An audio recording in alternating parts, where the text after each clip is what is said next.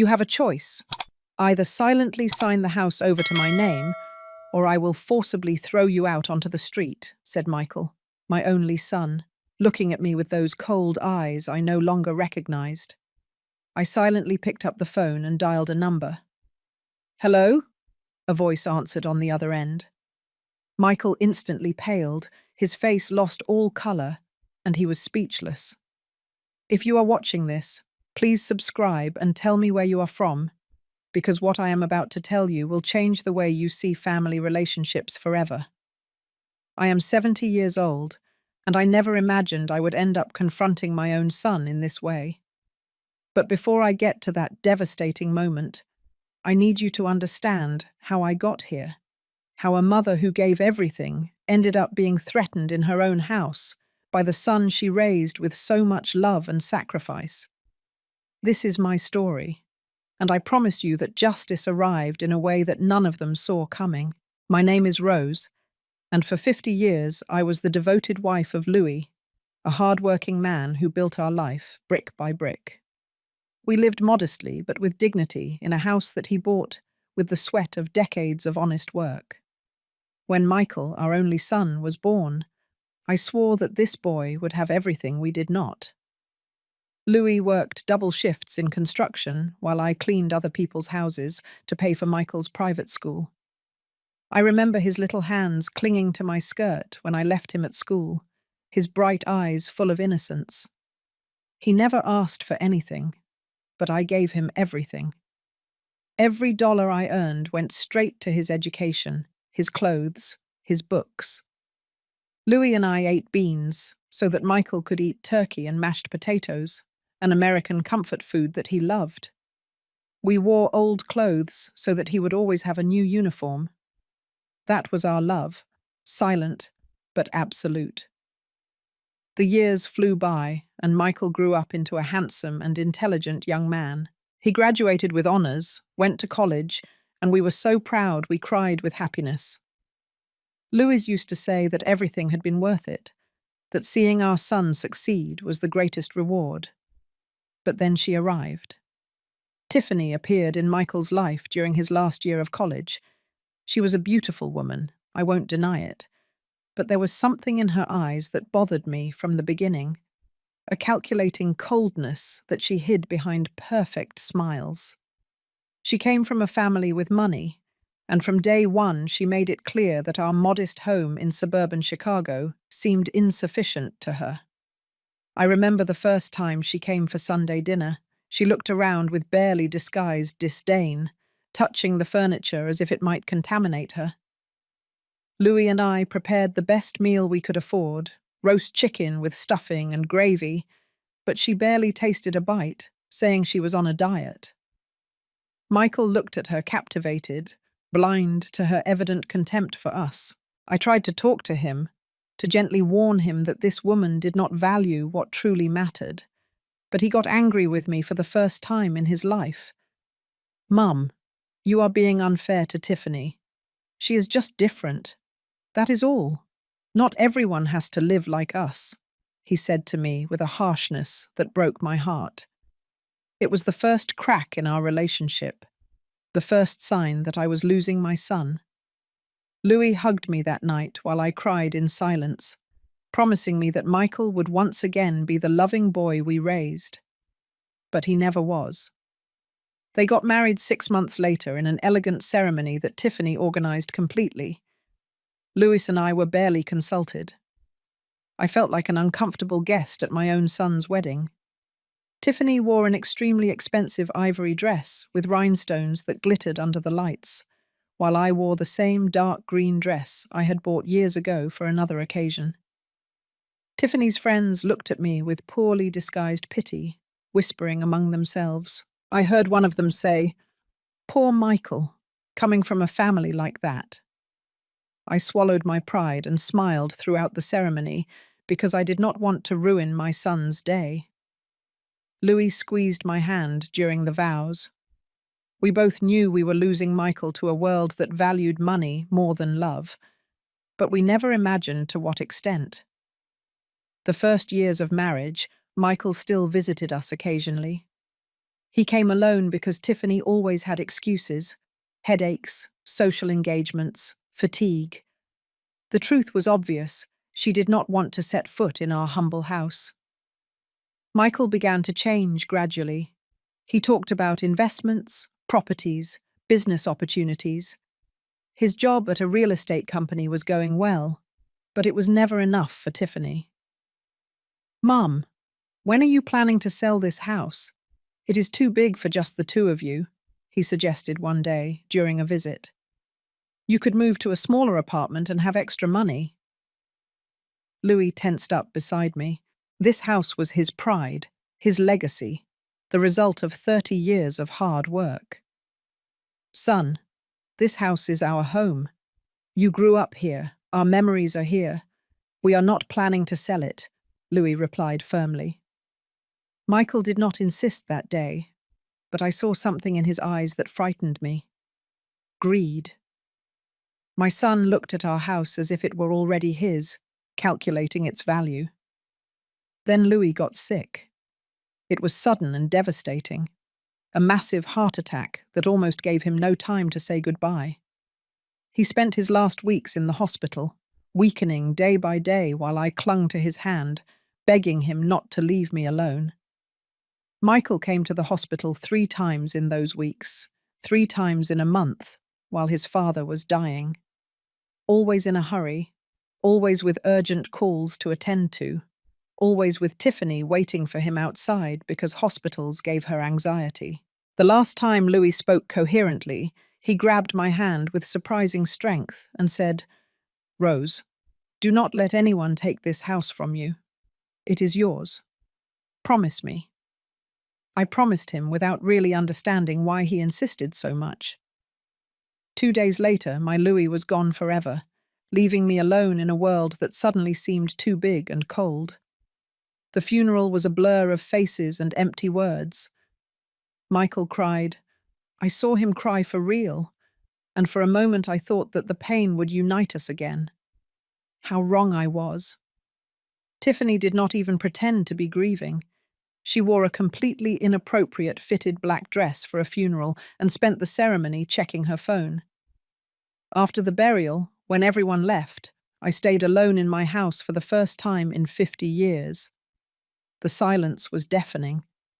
Every corner reminded me of Louis, his laughter, his voice, his presence. I cried for entire days, barely eating, barely sleeping. Michael called twice that first week, brief and uncomfortable conversations where he did not know what to say. A month passed before he came to visit me again, but this time he did not come alone.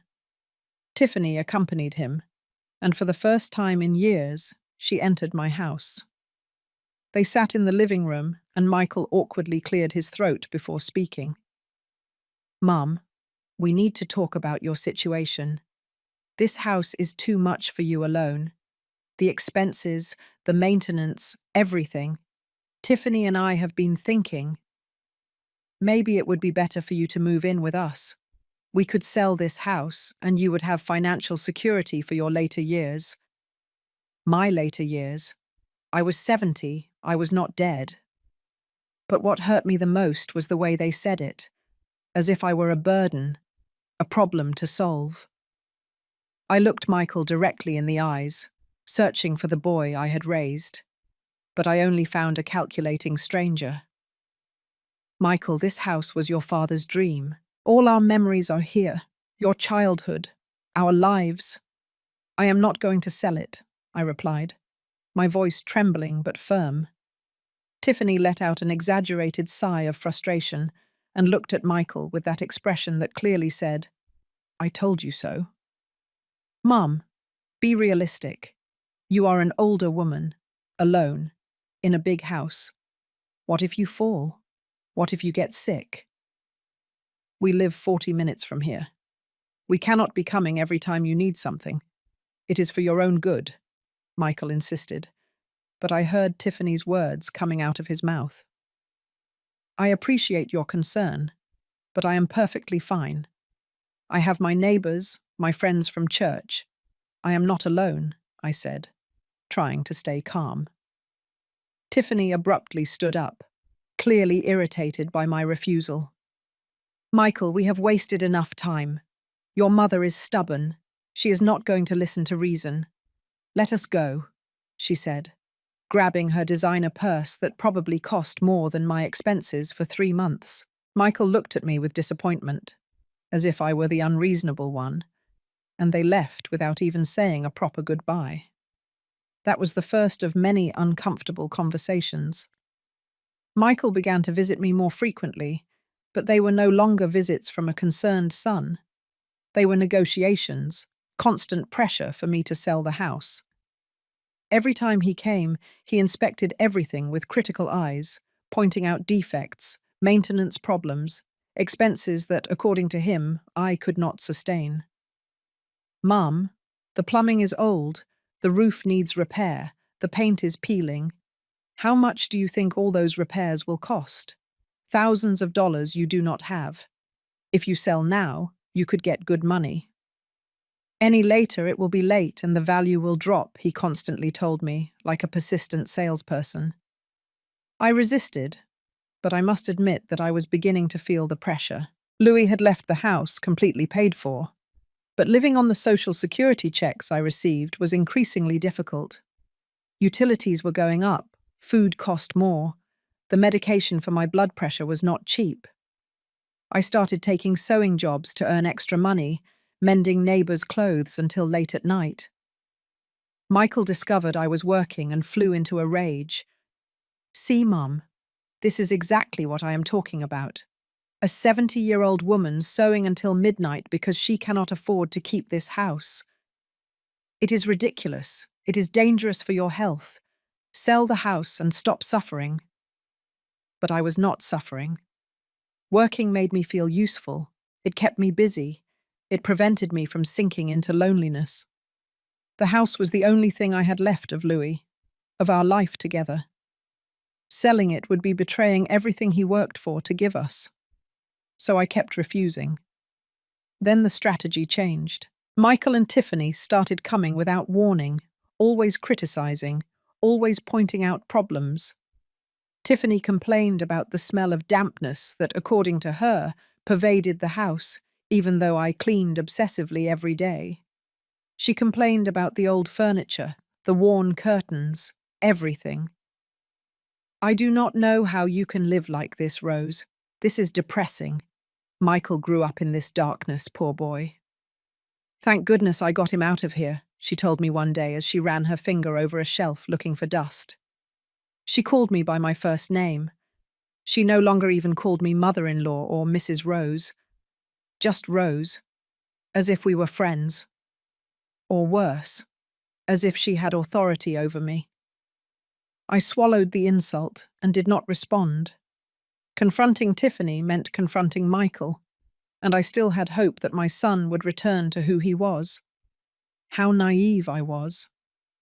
Things got worse when Michael suggested that I move in with them temporarily while I decided what to do with the house. Just a few weeks, Mom, so you can see what it is like to live without worries, without having to maintain this huge house. We have a perfect guest room for you, he said with a smile that should have seemed comforting, but I found unsettling. I finally accepted, exhausted by the constant pressure, thinking that perhaps a change of scenery would help me clear my mind. I packed a small suitcase with clothes for 2 weeks and left my house with a heavy heart, looking back as if I had a premonition that something terrible was about to happen. Michael and Tiffany's house was the opposite of mine. Modern, minimalist, cold like a soulless luxury hotel. Everything was white, grey, and gleaming chrome. There were no family photographs, no memories, just expensive, empty magazine decor. The guest room was small and austere, with a single bed and a tiny closet. The first few days were tolerable. Tiffany practically ignored me, locked in her home office, working on I do not know what. Michael left early and came home late. I spent the days watching television in the living room, feeling like an intruder in a house that was not mine. I cooked occasionally, trying to be helpful, but Tiffany complained about the smells, saying her kitchen was not for preparing heavy food. After a week, Michael came to my room with papers in his hand. "Mum, I have been thinking, since you are here and you are comfortable, why don't we rent out your house? We could easily get $1,000 a month for it. That money would help you a lot, and the house would not be sitting empty, deteriorating. Rent out my house. Let strangers live where Louis and I built our life." The idea horrified me. "No, Michael, that house is not for rent. I am going back soon. I just needed this break." His expression changed instantly. The mask of the concerned son dropped, and I saw genuine irritation. "Mum, you are being irrational. That house is falling apart, empty. It is a waste. Dad would have wanted you to be practical." "Do not speak for your father. Louis wanted me to keep that house. He made me promise before he died," I replied with more firmness than I had shown in months. Michael left my room, slamming the door, and I heard raised voices from his bedroom. Tiffany was shouting something about the stubborn old woman and wasting time. That night, I decided I would return to my house the next day. It had been a mistake to come, a mistake to believe that Michael really cared about my well-being.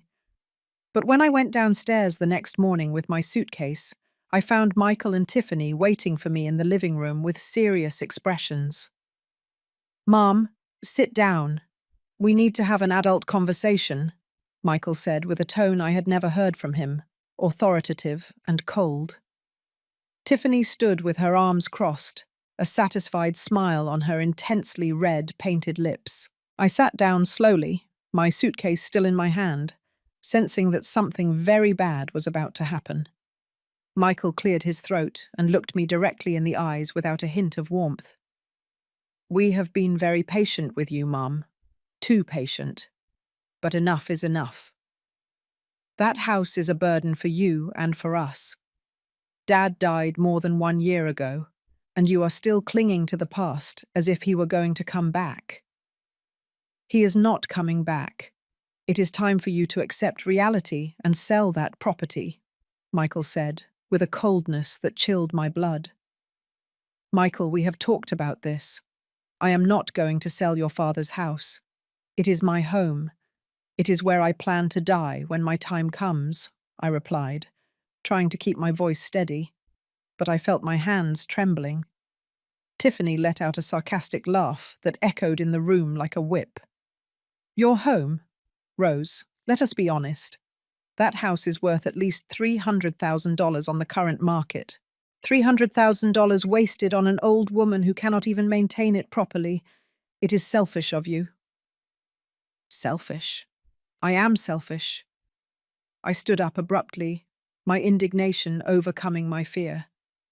"I spent 50 years sacrificing for this family. I cleaned other people's houses so Michael could have an education. I wore old clothes so he could dress well. Louis and I killed ourselves working to give him everything, and now it turns out that I am selfish for wanting to keep the only thing I have left." "The only thing you have left is us, Mum, your family. And your family is telling you that house is too much for you," Michael interrupted, also standing up, approaching me with measured steps. "You can sell it voluntarily and live your last years in peace, or you can continue to be stubborn and complicate your life. You decide."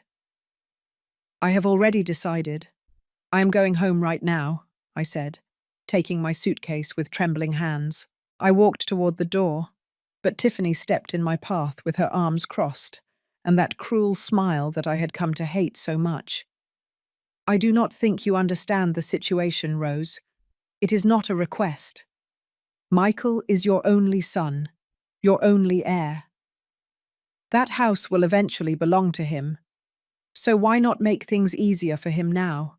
Think of it as your last gift to the son you love so much," Tiffany said, with a sickly sweet tone that concealed pure poison. "Get out of my way," I demanded with all the dignity I could muster. Tiffany looked at Michael for instructions, and he nodded slightly. She stepped aside, but as I passed her, I heard her venomous whisper, "This is not over, old woman." I took a taxi back to my house using the few dollars I had saved in my purse. Throughout the ride, I cried in silence. The taxi driver had the decency not to ask questions. When I arrived home, the house felt different, as if it too had been betrayed. I locked myself in and did not answer Michael's calls for 3 days. But on the fourth day, he showed up without warning. He knocked insistently until I opened, tired of hearing the doorbell. He entered without waiting for an invitation, looking around as if evaluating a property for sale, which I suppose was exactly what he was doing. "Mom, I am sorry if Tiffany was hard on you. You know how she is. Direct. But she is right. This house is falling apart, and you cannot maintain it. Look at this," he said, pointing to a damp stain on the ceiling that had appeared after the last rains. "This is going to cost thousands of dollars to repair. Where are you going to get that money? Are you going to sew dresses until you are 80 years old?" "If necessary, yes," I replied with a stubbornness I did not know I still possessed. Michael sighed dramatically, as if I were a difficult child who would not listen to reason. "All right, Mum. If you want to live like this, go ahead, but do not expect me to be coming every time something breaks or you need help." "I have enough responsibilities as it is," he said, heading toward the door. Before leaving, he turned around with an expression I could not decipher. "Dad would be disappointed to see you like this, clinging to material things when you could be enjoying life." Using Louis against me was the lowest blow. When Michael left, I collapsed on the sofa and cried until I had no more tears left. My son, the boy I had raised with so much love, had turned into a cruel stranger who only saw my house as a bank account. But I would resist. For Louis, for myself, for the dignity I still had left. The following weeks were the loneliest of my life. Michael did not call or visit again. It was as if he had erased me from his life for not doing what he wanted. My neighbors invited me for coffee. The ladies from church included me in their activities, but nothing filled the void left by my son's absence. 2 months after our last fight, Michael showed up again. This time he did not come alone. Tiffany accompanied him, and both had serious expressions that immediately put me on alert. They sat down in my living room without being invited, Tiffany wrinkling her nose at the old furniture as she always did. "Mum, we have come to make you a final offer. A very generous offer considering your situation," Michael began, taking some papers out of his briefcase. "Tiffany and I have decided to buy your house. We will give you $200,000, which is a fair price considering the condition it is in. With that money, you can buy a small, comfortable apartment, and you will have money left over to live your final years peacefully." $200,000, when he himself had said it was worth $300,000. They wanted to scam me, and on top of that make it look like a favor. "It is not for sale, Michael, and I definitely would not sell it to you for $100,000 less than it is worth." Tiffany stood up abruptly, her patience clearly exhausted. "You know what, Rose? I am tired of this. You are a stubborn, selfish, ungrateful old woman. Michael has offered you help again and again, and you reject him as if he were the enemy. That house is going to be ours, one way or another. We can do this the easy way or the hard way." "Are you threatening me in my own house?" I asked incredulously, looking at Michael, expecting him to defend his mother. But he just looked at the floor, cowardly until the end. "It is not a threat. It is a promise. Michael is your only heir. When you die, which could be tomorrow considering your age, this house will be his anyway. Why do not we save everyone the drama and you hand it over now? That way at least you will see some money before you die," Tiffany said, with a malicious smile that made me understand that this woman was truly evil. Get out of my house, now! Both of you, I ordered with a voice I did not recognize, full of fury and pain. Michael finally looked up, and for a second I saw something like shame in his eyes. But it was only a second. All right, Mum. We are leaving. But think carefully. This is your last chance to do this civilly, Michael said, as Tiffany was already walking toward the door, her heels clicking loudly against the hardwood floor as if to make her contempt clear. When they left, I locked the door and slid down to the floor, my back against the wood, crying uncontrollably. My son had threatened me. My own son wished I would die soon so he could take my house. The pain was unbearable, physical, as if my heart had been ripped from my chest. That night I could not sleep. Every noise scared me, every shadow seemed threatening. Tiffany's words echoed in my mind, one way or another. What did that mean? How far were they capable of going? I did not have to wait long to find out. A week later, the strange problems began. First, it was the water. I arrived home after church and discovered that there was no pressure, barely a thin trickle coming out of the faucets. I called the water company and they informed me that someone had reported a leak and had temporarily shut off the supply. But I had not reported any leak, nor was there such a problem. It must be a mistake, Mum. Someone called from this address 2 days ago. We will have to send an inspector and that will take at least a week, they told me with bureaucratic indifference. A week without proper water, having to carry buckets from my neighbour's house. At my 70 years old, going up and down stairs with heavy buckets. Then it was the electricity. An astronomical bill arrived, 4 times more than normal, $500 that I definitely did not have. When I called to complain, they told me that the meter showed a very high consumption, as if I had all the appliances on day and night. Impossible. I turned everything off religiously to save. If you do not pay in 3 days, we will proceed to cut off the service, Ma'am, they warned me with a mechanical tone. I had to use the savings I had hidden for emergencies, money I had been saving penny by penny for years. It vanished in an instant to pay a bill I did not understand. Then I understood. They were not coincidences. Someone was sabotaging my life, making living in my own house a nightmare. And there were only 2 people with a motive to do so. Michael knew all the details of my house. He had grown up here. He knew where the meter was. He knew my routines. He had a copy of the keys that I had never asked him to return. I changed the locks immediately, spending more money I did not have. The locksmith looked at me with pity when he saw my trembling hands as I paid him. Is everything all right, Ma'am? Is someone bothering you?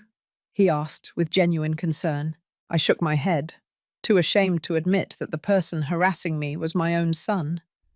But changing the locks did not stop the problems. One morning, I found the backyard fence broken, as if someone had kicked it during the night. Another time, the plants I cared for so diligently appeared uprooted and thrown around the yard. Small cruelties designed to break me, to make me feel unsafe in my own home. I finally called Michael. My last hope was that maybe he did not know what Tiffany was doing. Michael, strange things are happening at the house. I think someone is breaking in when I'm not here. Could you come and check? There was a long silence on the other end of the line. Too long. Mum, maybe you are imagining things. At your age, it is normal for the mind to play tricks. Have you considered that perhaps it is not safe for you to live alone? These episodes of paranoia are common in older adults.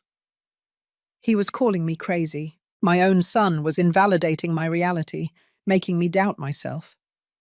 I am not imagining anything, Michael. The fence is broken. The bills are altered. Someone reported false problems to the water service. This is real. Or maybe you are so stressed about maintaining that house that you are starting to see problems where there are none. This only confirms what I have been telling you. Mum, that house is too much for you. Sell it before something really bad happens, he said, with a tone that sounded almost satisfied, as if my problems validated his arguments. I hung up feeling more alone than ever. I had no one to turn to, no one who would believe me. My neighbors were kind, but old like me, unable to truly help. The police would laugh if I told them my son was psychologically harassing me to steal my house. I had no proof, just a series of incidents that could seem like simple coincidences. The nights became terrifying. Every creak of the house made me jump. Every shadow seemed like a threat. I slept with a chair wedged against my bedroom door, a kitchen knife under my pillow. This was no way to live, but I preferred that to giving up. A month after changing the locks, Michael and Tiffany appeared again. This time they did not knock. They were simply on my porch when I opened the door to pick up the newspaper. I was so scared I almost screamed. "Good morning, Mum. I see you changed the locks. Interesting decision considering I am your son," Michael said with an accusatory tone, as if I had committed some unforgivable offense. "I have the right to change the locks on my own house," I replied, trying to sound braver than I felt. Tiffany looked at me with those calculating eyes, evaluating me like a predator evaluates its prey. "Of course you do. It is your house. For now," Tiffany said with emphasis on the last two words. "But we have come to inform you of something important. We have hired an appraiser. This house needs urgent structural repairs, or it could be considered uninhabitable. The roof, the plumbing, the electricity, everything is in dangerous condition." "That is a lie. This house is perfectly fine," I protested, but my voice sounded weak even to my own ears. Michael pulled more papers from his eternal briefcase. "We have the report here. The inspector found multiple code violations. You could be fined or even forced to abandon the property if you do not make the repairs. We are talking about at least $50,000 in repairs." $50,000. He might as well have said $1 million. I did not have that amount, not even a fraction, and they knew it perfectly well. "You hired an inspector without my permission. How did you get onto my property?" "We did not need to enter. Mum, the problems are visible from the outside. The inspector did his work from the street, all completely legal," Michael lied without batting an eye. But I knew it was a lie. No one could see the condition of the plumbing or the electricity from the street. Tiffany approached, her expensive perfume mixing with my fear. "Look, Rose, enough with the games. You know you cannot fix this house. You know you cannot maintain it. You know it will eventually be ours. Why prolong the inevitable? Sign the sales papers, take the money, and end this torture for everyone." "Never," I whispered, but my determination was beginning to break under the constant weight of their harassment. I was exhausted, scared, completely alone against two people who clearly had no moral limits. Michael sighed dramatically. "All right, Mum, if that is what you want. But when the fines from the city come, when they force you to leave the house because it is uninhabitable, do not say we did not warn you. And by then, the price we offer will be much lower. Every day that passes, this property is worth less," he continued. They left, leaving me trembling on the porch. I went inside and locked the door, sliding down to the floor again. They were winning. I could feel it. Little by little, they were breaking me, stealing my peace, my safety, my sanity. It was only a matter of time before I completely surrendered. That night, sitting in the darkness of my living room to save electricity, I touched the photograph of Louis that I kept on the end table. "Forgive me, my love. I do not know if I can continue to keep my promise. I am so tired, So alone. What do I do? As if Louis had heard me from wherever he was, something made me remember. There was a box in the attic, Louis's things that I had never checked after his death. Documents, papers, memories that were too painful for me to face. But now, desperate, I decided to search. I went up to the attic with difficulty. Every step was a challenge for my arthritic knees. The flickering light barely illuminated the dusty space full of old boxes and abandoned memories. I searched through the shadows until I found the wooden box that Louis had jealously guarded for years. He always told me it contained important papers, but he never let me see them. "Someday you will need them, Rose. When I am gone, open this box," he had told me months before he died. I carefully carried the heavy box downstairs, almost stumbling on the stairs. I placed it on the dining table and opened it with trembling hands.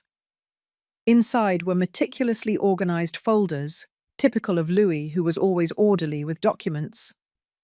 I started checking the house deed, old receipts, birth certificates. Nothing seemed relevant until I found a yellowed envelope with my name written in Louis's handwriting. I opened it with a racing heart and took out a letter. I immediately recognized his careful calligraphy, each letter formed with the precision of a man who left everything in order before leaving. "My dearest Rose," it began. Tears blurred my vision, but I kept reading. "If you are reading this, it means I am no longer with you, and you are probably facing problems with our house. I know our son better than he thinks. I have seen how he has changed since he married that woman. I have noticed how he looks at our property with greedy eyes. That is why I took precautions that I never mentioned to you, because I did not want to worry you while I was still alive." My breathing quickened as I continued reading. Louis explained that 2 years before he died, he had transferred the house to an irrevocable trust. The property was no longer directly in my name, or his. It was protected in a legal structure that Michael could not touch, manipulate, or automatically inherit. I was the lifetime beneficiary, with the right to live there until my death, but no one could force me to sell. "Also," the letter continued, "I have been saving money in accounts that Michael does not know about. It is not a fortune, but it is enough for you to live with dignity. I also have 2 small properties that I rented out for years without telling you because I wanted to surprise you on our 50th wedding anniversary. That day never came, but now those properties are yours. Everything is documented in this box." I continued reading through my tears, discovering secret after secret that my humble Louis had kept. He had been more astute than anyone imagined. "If Michael is causing you problems, contact the lawyer Francis Herrera. He is an old friend of mine who knows the whole situation. His number is at the end of this letter.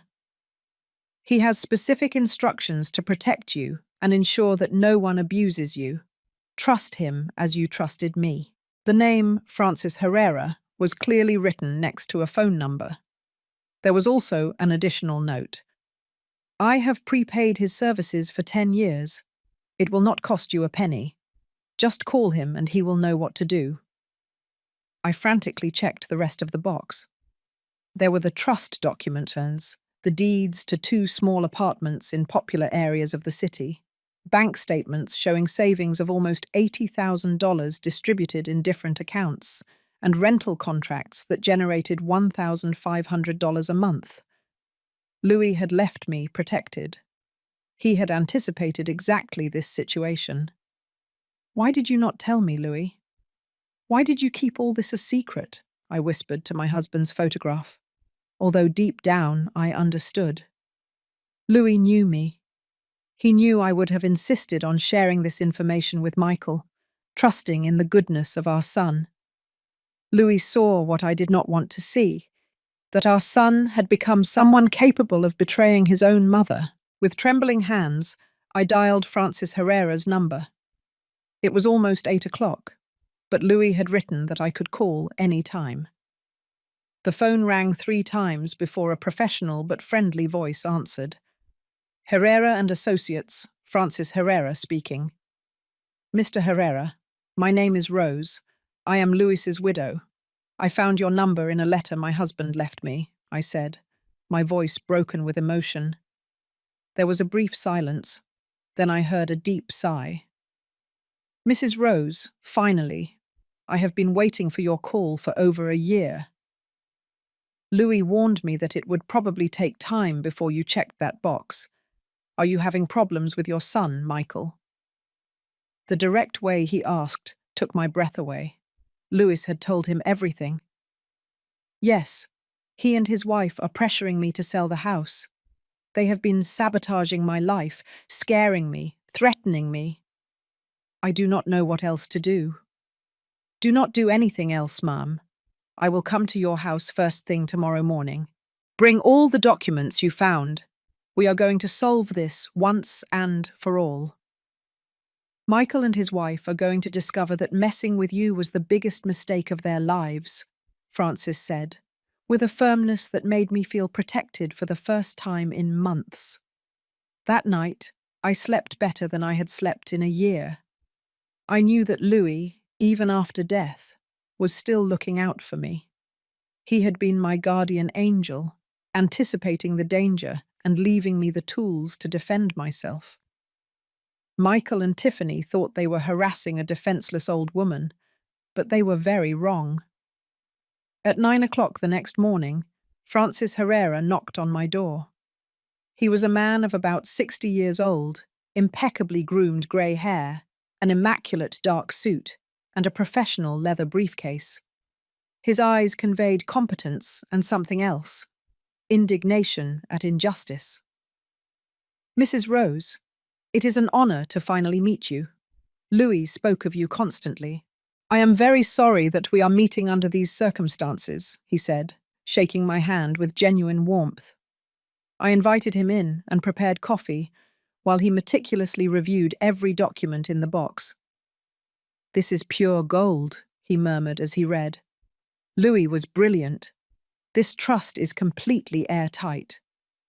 Your son has absolutely no claim on this property as long as you live. And even after your death, the trust has specific instructions that Michael will have to comply with if he wants to see a single cent. What kind of instructions? I asked, curious.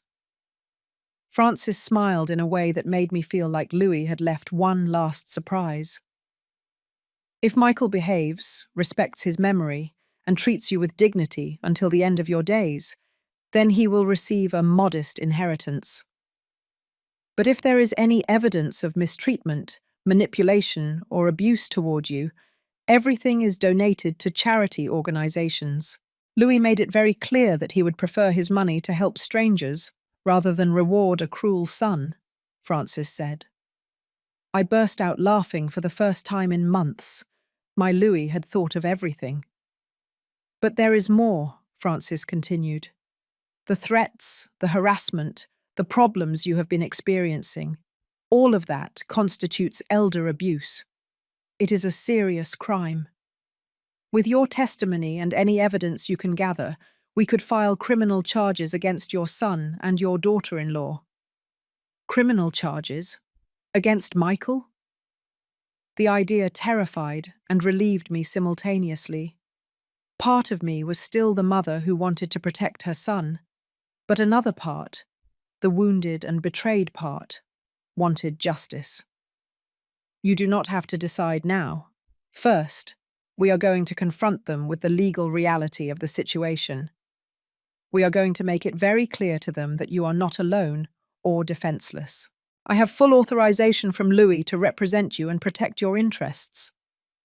Believe me, when they understand that a lawyer is involved and that their whole strategy has been useless, they will back down quickly. We spent the next 2 hours going over every detail.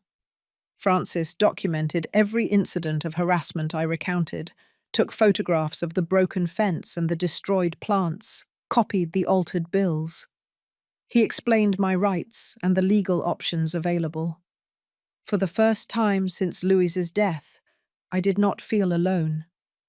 Now, Mrs. Rose, I suggest we call your son and invite him to come over. It is time for Michael and Tiffany to know the truth, Francis said, closing his notebook with satisfaction. I picked up the phone with hands that no longer trembled. I dialed Michael's number and he answered on the third ring with an impatient voice.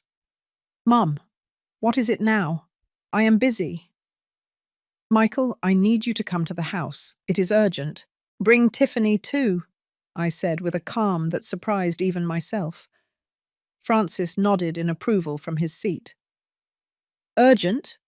Did you finally decide to be reasonable about the house? He asked with a hopeful tone that turned my stomach. He still thought he had won, that he had completely broken me. Come and you will find out. I will expect you in an hour, I replied, and hung up before he could ask more questions. Francis smiled contentedly. Perfect. Now prepare yourself, Mrs. Rose. What is about to happen will be emotionally difficult, but it is necessary. Your son needs to understand that his actions have consequences, Francis said, arranging documents on the dining table like a general preparing his battle strategy. The hour passed slowly. Francis and I reviewed the plan. He would speak first, establishing the legal facts coldly. I just needed to stand firm and not allow myself to be emotionally manipulated. If he cries or tries to play the victim, do not give in. Remember everything they have done to you, Francis warned me. Exactly 60 minutes later, I heard Michael's car park outside. I looked out the window and saw them get out, Michael with a worried expression, Tiffany with her perpetual look of annoyance. They walked to the door and Michael knocked softly. I opened without saying a word and let them in. They immediately noticed Francis sitting in the living room surrounded by documents. Michael's expression changed from worry to confusion to alarm in a matter of seconds. Mum, who is he? What is going on here? Michael asked, looking between Francis and me with growing nervousness. Tiffany, always more cunning, had already identified the lawyer's briefcase, and her face paled slightly. Sit down, I ordered, pointing to the sofa. For the first time in months, my voice sounded authoritative in my own house. Michael obeyed automatically, years of upbringing overcoming his current arrogance. Tiffany followed reluctantly, her calculating eyes assessing the situation. Francis stood up and extended his hand professionally. Francis Herrera, attorney for Mrs. Rose. A pleasure to finally meet you, although I would have preferred it to be under better circumstances. Michael did not shake his hand. He just stood there, jaw dropped. Lawyer? Mum, you hired a lawyer. What do you need a lawyer for? I did not hire him. Your father did before he died. Francis has been my legal representative for over a year. I just did not know it until last night, I explained, secretly enjoying the look of growing panic on Michael's face. Tiffany leaned forward, her voice sharp as ever. I do not understand what a lawyer has to do with anything. This is a private family matter. Francis let out a short, humorless laugh. It stopped being a private matter when you started harassing, threatening, and sabotaging my client. But before we get to that, there are certain legal facts that you need to understand. He took the first document from the pile and placed it in front of Michael and Tiffany. This is the deed to the property we are sitting in. As you can see, it is not directly in Mrs. Rose's name. It is in an irrevocable trust established by your father 3 years ago. Do you know what irrevocable means, Michael? Michael took the document with trembling hands, his eyes scanning the pages, not really understanding what he was seeing. This cannot be real. Dad never mentioned any trust. Your father was a very intelligent man who anticipated exactly this situation. The trust protects this property from any claim, forced sale, or manipulation. Mrs. Rose has a lifetime right of occupancy, No one, absolutely no one, can force her to sell or transfer this property. Not even she herself can sell it without the approval of the trustee, which is me, incidentally, Francis explained with professional satisfaction. Tiffany snatched the document from Michael's hands, reading frantically. Her face turned from pale to red with fury. This is absurd. There must be a way to break this trust. Louis was sick when he signed it. He clearly was not of sound mind. Be careful what you say, Ma'am. I have complete medical statements proving that Louis was perfectly lucid when he established the trust. Any attempt to challenge it will be useless and costly. Believe me, this trust was designed by the best estate planning lawyers. It is absolutely airtight, Francis replied in an icy tone. Michael sank into the sofa, reality hitting him like a sledgehammer. His whole plan, all the months of harassment and manipulation, completely useless. The house was never really within his reach. But that is not all, Francis continued, pulling out more documents. It turns out that your father also owned 2 additional properties that you were unaware of. Rented apartments that generate steady monthly income, in addition to bank accounts with substantial savings. Everything protected, everything out of your reach.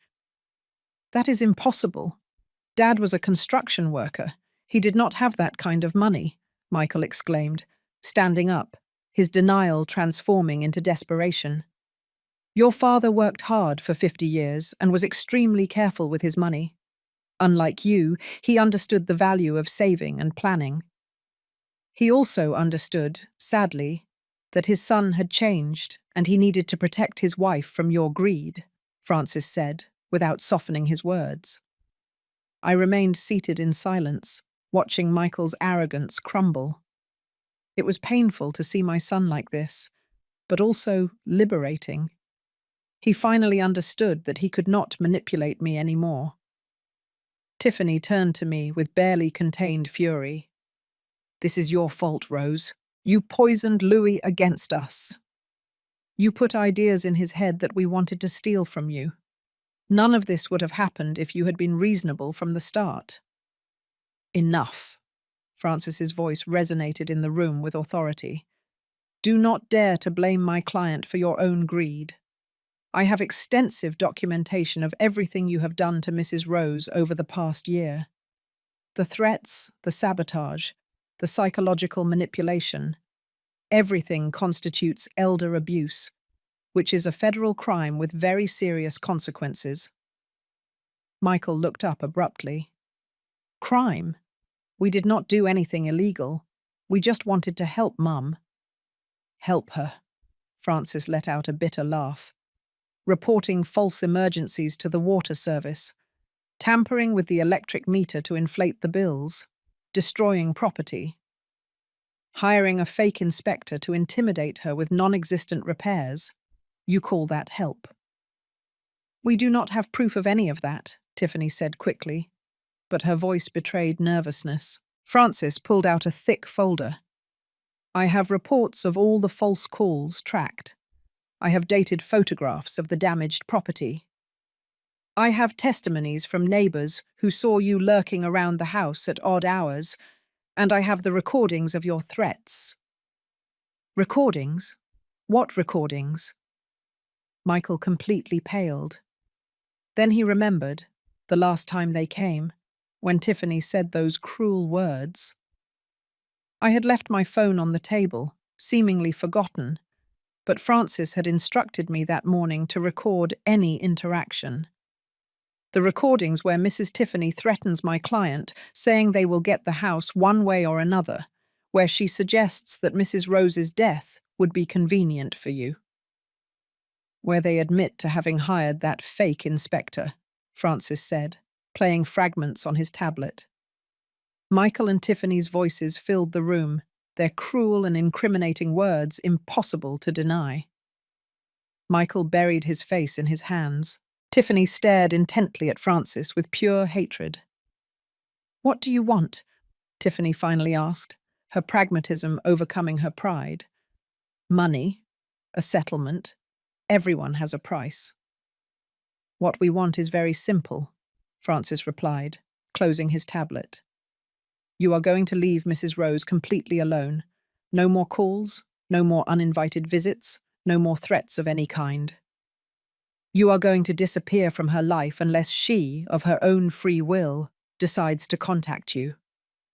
And you are going to sign a legal document acknowledging that you have no claim on this property, either now or in the future. Michael lifted his head, his eyes red and teary. Mum, please, you cannot do this. I am your son. We made mistakes, I admit it, but we do not deserve this. Dad would not have wanted you to punish us like this, he said. For the first time in months, I really looked at my son. I saw the man he had become, weak, manipulative, controlled by his greedy wife. But I also saw glimpses of the boy he had been, and my heart broke again. Your father did exactly what he had to do to protect me. Michael, he saw what I did not want to see until it was too late. So what? Are you going to sue us? Are you going to put your own son in jail? He asked in a broken voice, trying to awaken my maternal instinct. Francis intervened before I could answer. That depends entirely on you. If you sign the document, commit to leaving Mrs. Rose alone, and cause no further trouble, then this ends here. But if you refuse, or if you bother her again in any way, I will file criminal charges immediately. I have enough evidence to secure convictions that include jail time. Tiffany stood up abruptly. This is extortion. You are using legal threats to force us to give up our rights. No judge would accept this. Call it what you want, ma'am, but I assure you that any judge will see exactly what it is. An abusive son and his manipulative wife harassing a 70-year-old woman to steal her house. The media would also love this story. I can see the headlines. Real estate executive harasses his own elderly mother. How do you think that would affect your career, Michael? Michael winced at the mention of his job. He was a manager at a prestigious real estate firm where reputation was everything. A scandal like that would destroy him professionally. Tiffany understood it too. I watched as she quickly calculated the consequences. Let us see that document, Tiffany demanded, holding out her hand. Francis handed her several stapled papers. She read quickly, her lips pressing tighter with each paragraph. This says we renounce any future inheritance, that we are not entitled to anything when Rose dies. Correct. The trust has very specific instructions. If there is evidence of mistreatment, abuse, or manipulation toward Mrs. Rose, the entire inheritance is donated to charity organizations. This document simply formalizes what is already reality. You destroyed your relationship with her, and the consequences are that you will not receive a reward for your cruelty, Francis explained without emotion. Michael looked at me with genuine desperation. Mum, are you really going to do this? Are you going to leave me with nothing?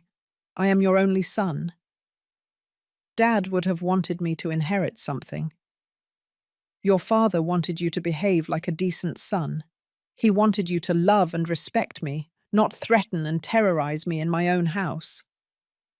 You had every opportunity in the world to be the man he raised you to be, but you chose to be this, I said, pointing to the documents that proved his cruelty. Tears were now flowing freely down Michael's face. I am sorry, Mum.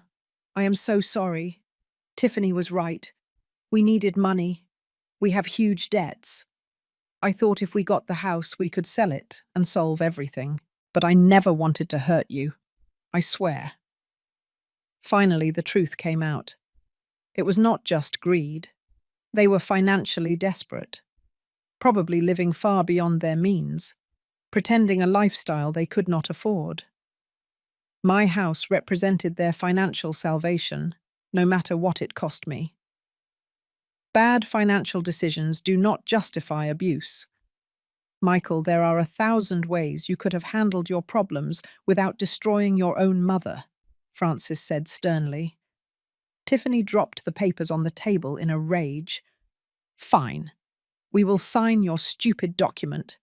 But this is not over, Rose. We will make sure you spend your last years completely alone. No grandchild will ever know their grandmother. You will die without family, with no one to remember you, she said. Her words were like daggers, designed to cause maximum pain. And they worked. The idea of dying alone, without knowing possible grandchildren, was terrifying. But Francis stood up immediately, confronting Tiffany. That threat has also just been recorded. Intentional familial alienation. I can add that to the lawsuit if you want. Keep talking, Mom.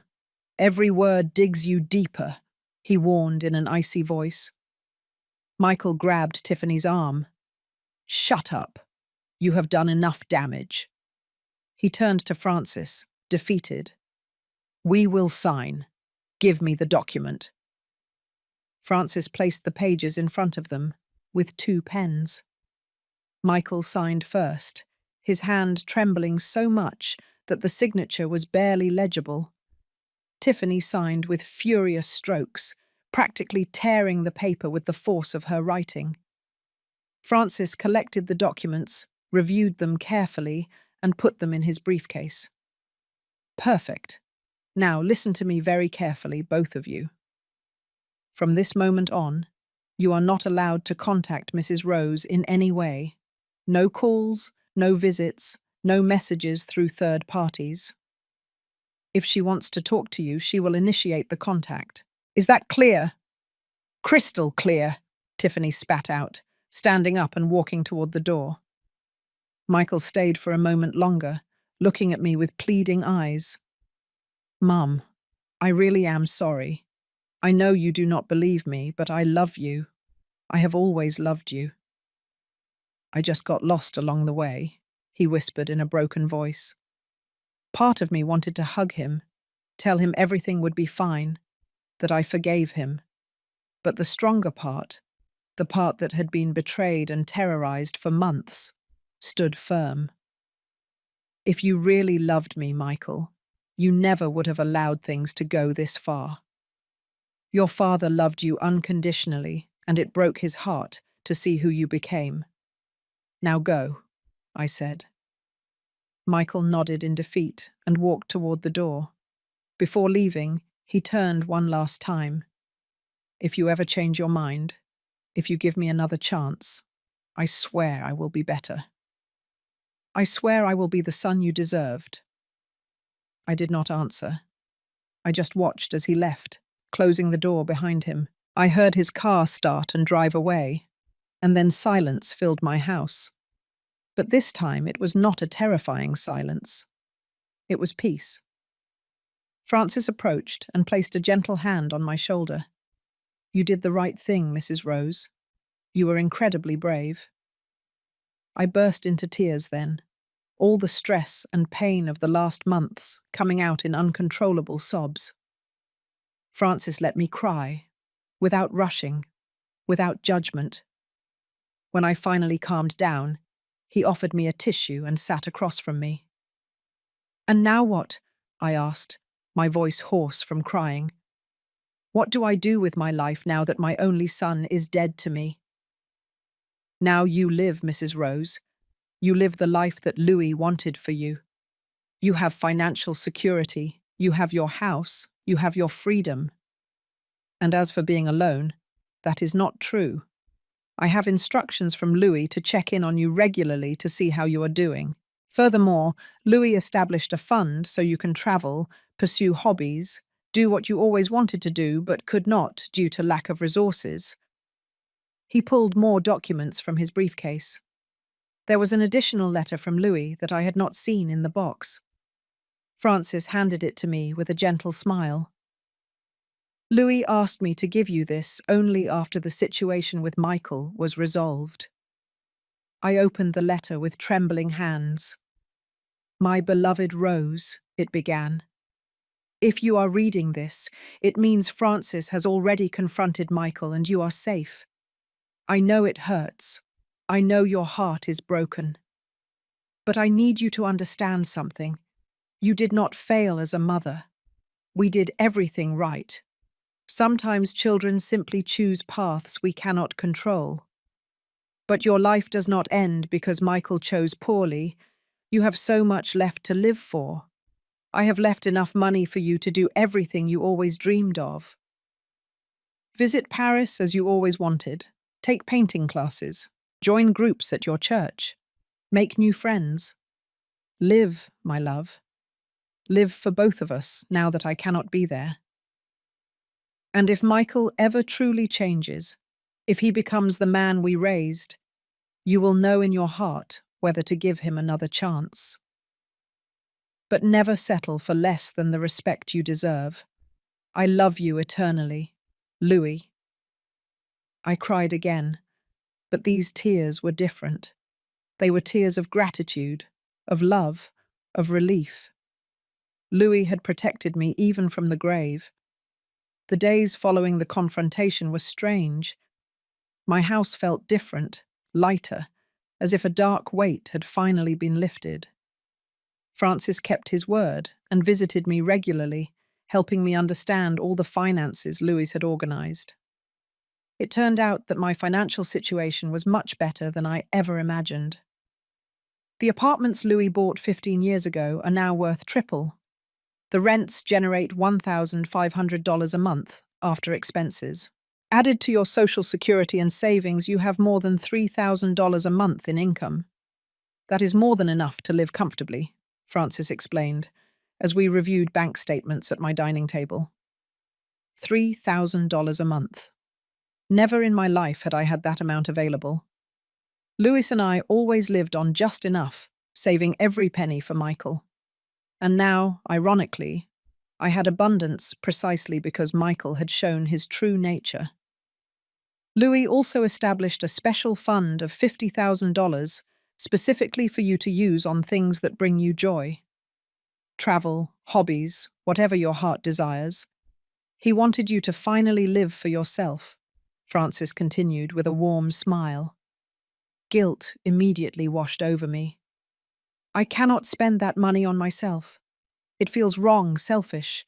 I should save it for emergencies. Francis looked at me firmly. Mrs. Rose, with all due respect, that mentality is exactly what Louis wanted you to overcome. You spent 70 years living for others. First for Louis, then for Michael. It is time to live for yourself. Those were Louis's exact words. He made me promise that I would make sure you spent that money on your happiness. His words made me cry again. I cried a lot lately, but they were no longer tears of fear or pain. They were tears of liberation, of grief for lost time, of gratitude for Louis's love that continued to protect me. 2 weeks passed without news from Michael or Tiffany. The silence was unsettling at first, after months of constant harassment, but gradually I got used to it. My neighbors noticed the change in me. Rose, you look different. Younger, happier, my neighbor Grace told me while we had coffee in her garden. I told her everything. I could not keep the secret.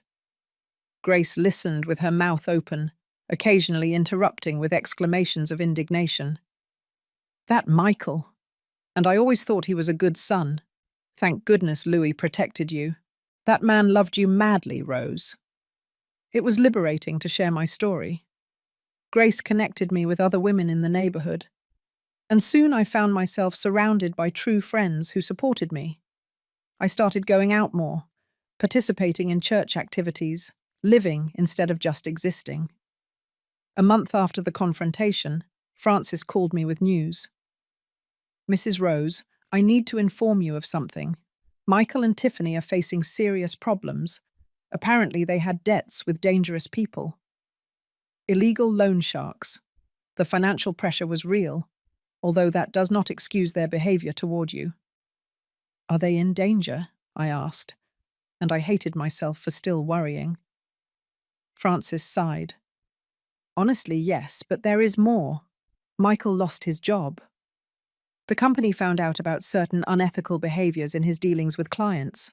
Apparently, this is not the first case where he has tried to manipulate older people to sell properties. He was fired, and there are ongoing investigations. My heart sank. Despite everything, he was still my son. What is going to happen to him? That is up to him, ma'am. He can face his problems honestly or continue digging his own grave. But I thought you should know in case he tries to contact you again. He is likely to come looking for financial help now that he is desperate. Francis was right. 3 days later, my phone rang at midnight. It was Michael.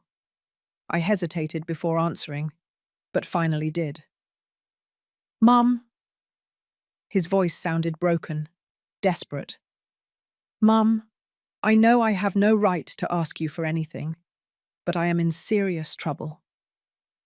I lost my job. Tiffany left me. I have people looking for me because of debts. I have nowhere to go. I have no one else. Every word was a dagger in my maternal heart. I wanted to help him immediately, invite him home, give him money, solve his problems. But I remembered Louis's words. Never settle for less than the respect you deserve. Michael, I am sorry to hear you are going through difficult times, but the consequences of your actions are not my responsibility. You had opportunities to do things right, and you chose the easy, dishonest path, I replied with a trembling but firm voice. Mum, please. They could kill me. These guys do not play around. I need $20,000 to pay them. I know Dad left you money. Please, I am your son. You cannot let me die, he pleaded through sobs. $20,000.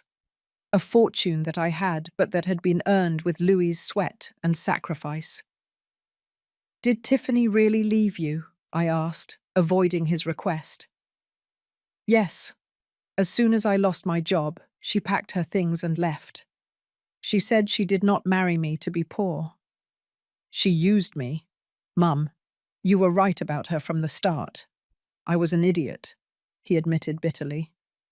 Yes, you were an idiot, but not for marrying Tiffany.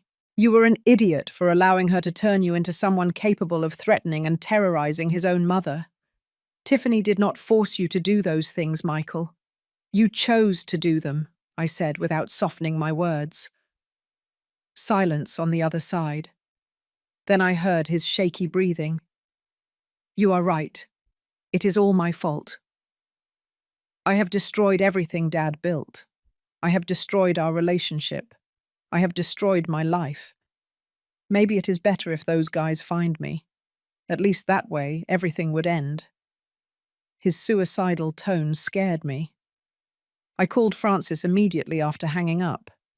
He contacted the authorities and made sure Michael was located and placed under temporary supervision. I did not do it for Michael, I told myself. I did it because Louis would not have wanted his son to die, no matter what he had done.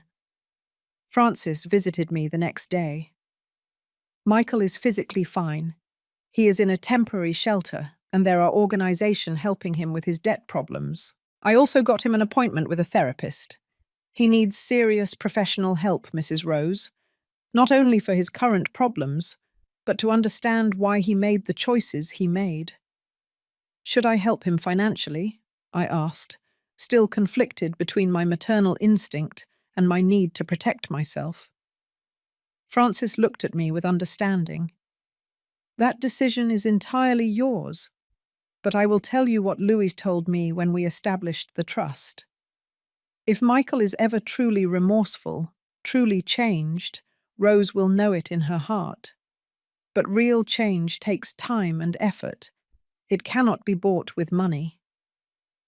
If you give him money before he really changes, you will only enable him to continue down the same destructive path. Wise words from a wise man. I decided to follow Louis's advice. I would not give Michael money, but I would pay for his therapy and make sure he had a safe place to stay while he sorted out his problems. Help, yes. Rescue, no. The following months were a transformation for both of us.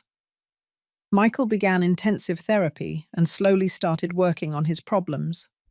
He got a humble job at a hardware store, earning a fraction of what he earned before. But it was honest work. I, for my part, began to truly live for the first time in decades. I took painting classes at the community centre. It turned out I had a talent for art that I had never explored. I joined a church travel group and visited places I had only seen on television. I made genuine friends who valued me for who I was, not for what I could give them. 6 months after the confrontation, Michael wrote me a letter. I did not expect it, but Francis delivered it after checking it first. "Dear Mum," it began, "I know I do not deserve your forgiveness. I know words cannot erase the harm I caused you. But I need you to know that I finally understand. I understand the sacrifice you and Dad made for me. I understand that your house was not just a property. It was the symbol of everything Dad worked to give us. I understand that when I threatened you, I betrayed all the love you gave me. I am in therapy, working on myself. I am not asking you for anything. I just want you to know that I am trying to become the man Dad raised, the man you deserved as a son. With love and eternal regret, Michael."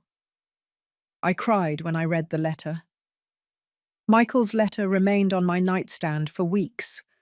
I reread it every night before bed, looking for signs of genuine sincerity or hidden manipulation. After so much pain, it was difficult to trust again. But something in his words sounded different this time. He was not asking for anything, not demanding anything. He was just expressing remorse. Francis visited me 3 months later with more news. Michael has been attending therapy religiously. His therapist contacted me with his permission to inform you that he is making real progress. He has also started attending Debtors Anonymous meetings and is working on a plan to pay off his debts honestly, even if it takes him years. Did he mention anything about me? I asked, hating myself for wanting to know. He talks about you constantly in therapy, I was told, about the remorse he feels, about how he finally understands what he lost. But he is not demanding to see you or pushing for reconciliation. He is focused on changing for himself, not to get something from you. That, Mrs. Rose, is a sign of genuine change, Francis explained with a soft smile. The words gave me hope, but also fear. What if I forgave him and he hurt me again? I talked to my group of friends about this. Grace was direct as always. "Rose, forgiveness does not mean forgetting. You can forgive Michael and still maintain firm boundaries. If he has truly changed, he will respect those boundaries." I decided to write to Michael. "Michael, I received your letter. I see that you are making efforts to change, and that gives me hope. But you need to understand that the trust you destroyed is not rebuilt with pretty words. It is rebuilt with consistent actions over a long period. I am not ready to see you yet, but if you continue on this path of genuine change, maybe someday we can rebuild something. Mum." Francis delivered the letter personally. Michael cried when he received it, he told me afterward. Months turned into a year. Michael continued his therapy, kept his humble job, slowly paid off his debts. He sent me occasional letters, never asking for anything, just updating me on his progress. Meanwhile, my life flourished in ways I never imagined. I painted a picture that was selected for a local exhibition. I traveled to 5 different states with my church group. I did volunteer work at a center helping older adults who were victims of family abuse, sharing my story to help others. It was at that center that I met Nancy, a 65-year-old woman going through a similar situation with her daughter. I helped her contact legal resources. I supported her emotionally. Seeing her regain her power showed me how much I had grown myself. I decided to formalize my help work. With Francis's guidance, I used part of the fund Lewis had left to establish a small foundation dedicated to helping older adults who were victims of family abuse. The Lewis and Rose Foundation, I called it, honoring the man who protected me even after his death. The foundation started modestly, helping 3 or 4 people a month with free legal advice and emotional support. Francis donated his time as a volunteer lawyer. In 6 months, we had helped more than 50 families. The local press asked to interview me. I told my story without shame, hiding nothing. I talked about Michael, about the abuse I suffered, about how Louis protected me, about my recovery. The response was overwhelming. Hundreds of people contacted me sharing similar stories, asking for help. Michael saw the interview. He wrote me another letter, this one more emotional. "Mum, I read your interview. Seeing my name associated with your pain was devastating, but necessary. I am incredibly proud of what you have built with the foundation. Dad would be proud too. Someday, if you allow me, I would like to volunteer at the foundation, only if you want to, when you want to." That letter was different. There was no self-pity or manipulation, just genuine recognition of his responsibility and respect for my boundaries. After 18 months and consulting with my therapist, I decided to give him a chance. I asked Francis to organize a meeting in his office, neutral territory. On the day of the meeting, Michael looked different. He had lost weight, looked tired, but his eyes showed genuine humility. "Hello, Mum. Thank you for seeing me. I know I do not deserve it," he said softly, respecting my space. "You have 5 minutes to talk," I said firmly. Michael nodded, tears in his eyes. "There are no excuses for what I did. I betrayed you in the worst possible way. I used your love against you. I made you feel unsafe in your own home, and all for money, to maintain an empty lifestyle that did not even make me happy. I have spent 18 months trying to become someone worthy of the name I bear. I do not expect forgiveness. I only hope that someday you can see something other than the monster who hurt you," he said. Silence filled the room. Finally, I spoke. "Forgiveness does not mean forgetting. Michael, I will never forget the terror I felt, but I also see that you are doing the difficult work of truly changing. I will give you a chance, but with strict conditions. You will continue your therapy. We will meet once a month in neutral places with Francis present, and if you ever cross the line again, it will be permanent, completely." "Thank you, Mom.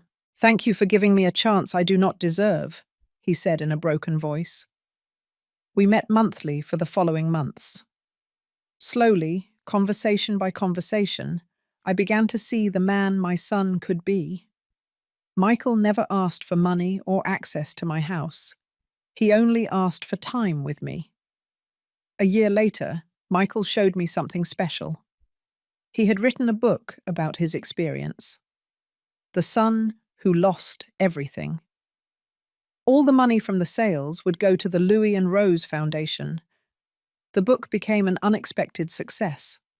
The foundation received massive donations, allowing us to help hundreds more families. Now, sitting in my living room, surrounded by my paintings and photographs from my trips, I reflect on these last 3 years. I lost my son as I knew him, but I gained something more valuable. I gained myself. I found my voice, my strength, my purpose. Michael and I have a new relationship now, built on mutual respect. He has earned my respect again through years of consistent actions. And although the scars remain, I have learned that healing does not mean forgetting. It means choosing to move forward without allowing the past to define your future. Louis would be proud of the foundation, of how I defended our house, of how I became the strong woman I always was, but never knew I could be. And to you, who have heard my story, I want to ask you, have you ever faced family betrayal? Tell me in the comments. Your story matters. Remember, it is never too late to stand up for yourself, to demand the respect you deserve. As Lewis taught me, true love never asks you to betray your dignity. And if I could overcome this at my 70 years old, you can too. Justice sometimes takes a long time, but when it comes, it is sweet.